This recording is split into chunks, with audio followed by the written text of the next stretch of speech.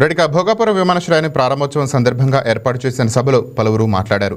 ప్రపంచం మొత్తం ఉత్తరాంధ్ర వైపు చూస్తోందని విమానయాన శాఖ మంత్రి రామ్మోహన్ నాయుడు అన్నారు. ఎర్ర బస్సులు కాదు ఎయిర్ బస్సులు తిరిగే ప్రాంతమని నిరూపించామని చెప్పారు. ఎర్ర బస్సులు తిరిగే ప్రాంతమని కొందరు హేళన చేశారు. ఇవాళ కళ్ళు తెరిచి చూడండి, ఎయిర్ బస్సు తిరిగే ప్రాంతంగా మారిందని వ్యాఖ్యానించారు. ఎక్కడా జరగని అభివృద్ధి ఉత్తరాంధ్రలో జరుగుతోందని చెప్పారు. ఈరోజు గర్వంగా ఉందని కూడా ఈ సందర్భంగా తెలియజేసుకుంటున్నాను. ఉత్తరాంధ్ర అంటే ప్రతి ఒక్కరు కూడా ప్రపంచం వైపు చూసేవాళ్ళు. మనకి పని కావాలన్నా, మనకి ఏ అవకాశం కావాలన్నా, మనకి పొట్ట గడవాలన్నా, ఏ కార్యక్రమం చేయాలన్నా సరే ఉత్తరాంధ్ర అంతా కూడా ప్రపంచం వైపు చూసేది. కానీ ఈరోజు మన భోగాపురం ఎయిర్పోర్ట్ చూసిన తర్వాత ప్రపంచం ఉత్తరాంధ్ర వైపు చూస్తుందన్నది గర్వంగా మన అందరం కూడా తెలియజేసుకోవాలి. అవకాశాల నిధిగా భోగాపురం విమానాశ్రయం మన ప్రధానమంత్రి గారి చేతుల మీదుగా ఈరోజు ప్రారంభోత్సవం కానుంది. అలాంటి విమానాశ్రయం ఒక 77,000 చదరపు అడుగులతో తయారవుతున్నటువంటి విమానాశ్రయం సుమారు 60 లక్షల కెపాసిటీతో తయారవుతుంది.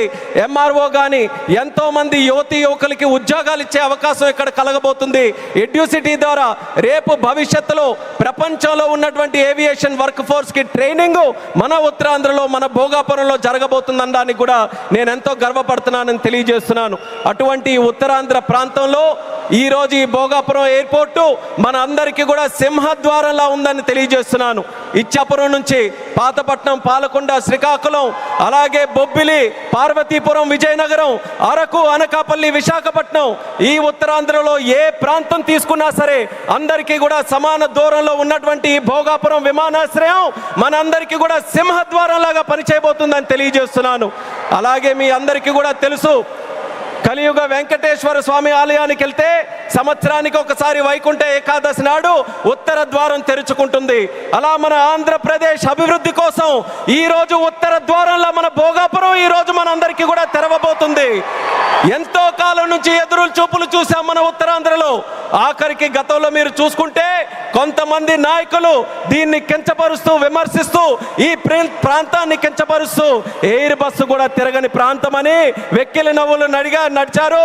ఈ రోజు వాళ్ళకి కళ్ళు తెరిచి చూడమంటున్నా ఎయిర్ బస్సులు దిగే ప్రాంతంగా ఉత్తరాంధ్ర మారింది. ఈ రోజు ఎలక్ట్రిక్ బస్సులు వచ్చే ప్రాంతంగా ఉంది. రేపు పెద్ద పెద్ద కంపెనీలనంటే దేశంలో ఉన్న కంపెనీలు కాదు, అంతర్జాతీయంగా ఉన్న కంపెనీలన్నీ కూడా మన భారతదేశంలో, మన ఆంధ్రప్రదేశ్లో, మన ఉత్తరాంధ్ర ప్రాంతానికి రాబోతున్నాయి. వాళ్ళ బస్సులు కూడా ఇక్కడే తిరిగి మన యువతీ యువకులకి అన్ని ఉద్యోగ అవకాశాలు కూడా కల్పించబోతున్నాయి. బంగారం బ్యాంకులో ఉంటే అది మీ అప్పు, అదే శివ గోల్డ్ కంపెనీకి తీసుకొస్తే అది మీ పెట్టుబడి.